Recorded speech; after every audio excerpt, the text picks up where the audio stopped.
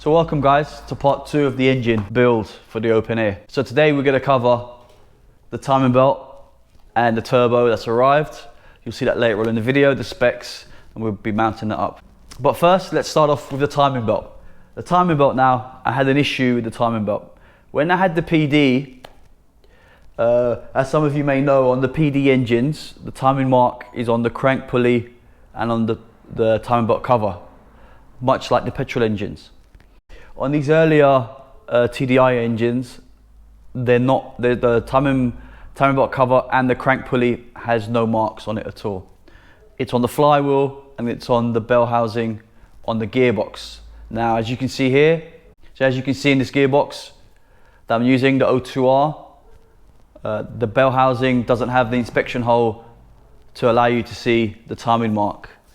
And also, as you can see, the flywheel, where the mark should be, the 0, there's also nothing on the flywheel. So I've actually got no way of timing this engine up now. So luckily, thank you to my good friend João. He borrowed me a flywheel and bell housing, as you can see here, which has the timing marks and the inspection hole. So I'm going to start on this now, taking it off here, and I'll show you what I'm going to do to time it up.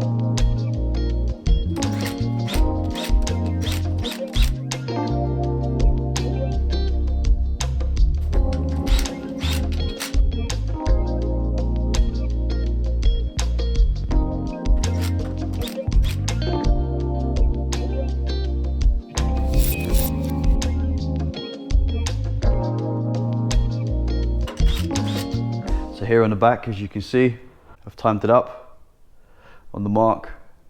The cam tool should go in nice and easily with no resistance. And also the fuel pump pulley should go in with no resistance.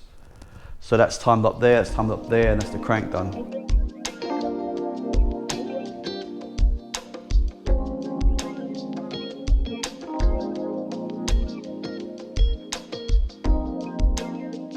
So as a reference point, it does move, even though with the bolts in and fairly tight, there's a bit of movement in there. So for my reference, I'm going to kind of do it fully clockwise and tighten it up.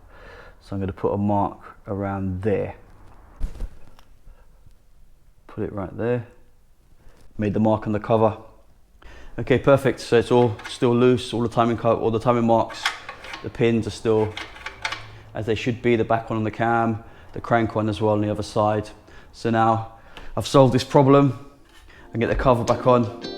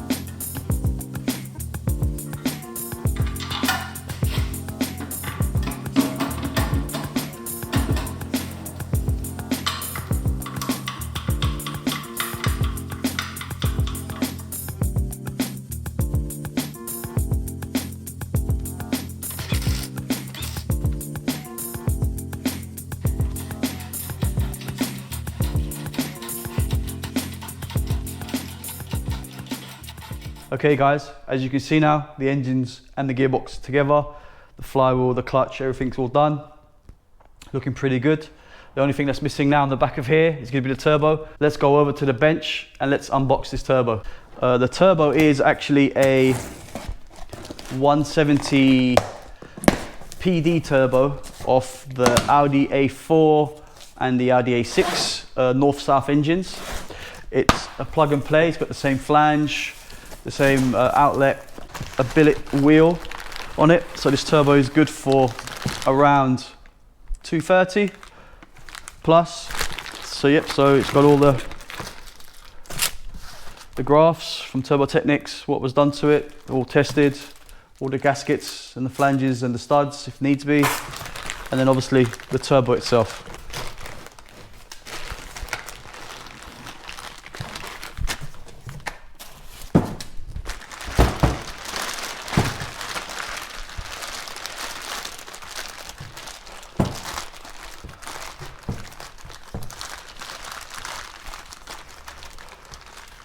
It's a lovely looking turbo.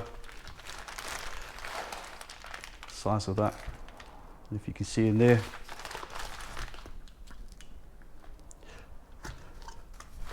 all machined out. So this is what they call the BV, Bravo Victor 43 turbo, which is basically off the 170 like I've just stated. The benefit of running this turbo, it's like the next gen, it's 2 gen on from what was fitted originally to the TDIs, to the 110s. And this, what is good about this turbo is that the back end, the VNT was built to run DPF. All the 170s run with a DPF, so they're built for actually running high temperatures and high back pressure.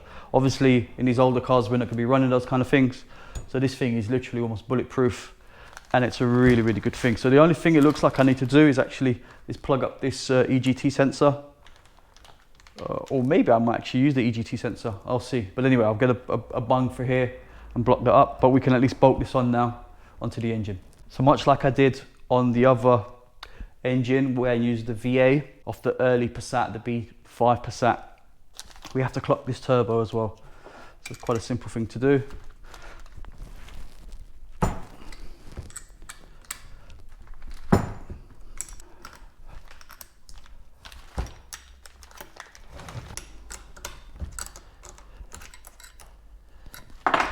Yep, so there's only 4 on this, it's quite easy.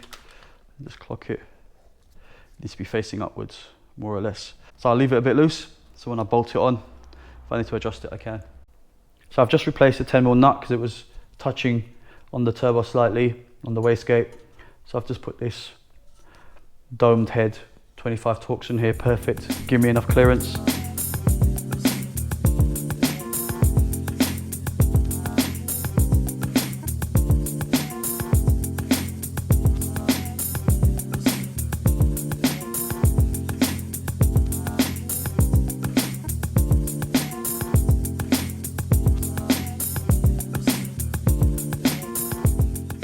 So that's it for this video. Engine's all built up, ready to go. The turbo's on. There's obviously a few things that need to be still sorted, which is the oil feed, which is the standard one.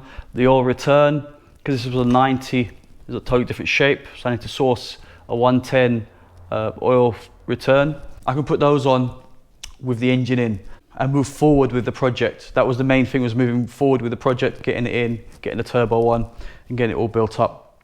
Okay. Subscribe, support the channel. I hope you've enjoyed this 200 plus horsepower 1Z engine build. And if you want to see more on what happens with this engine, keep up with the open air project, and you can see this going in the next video. Cheers, thanks for watching.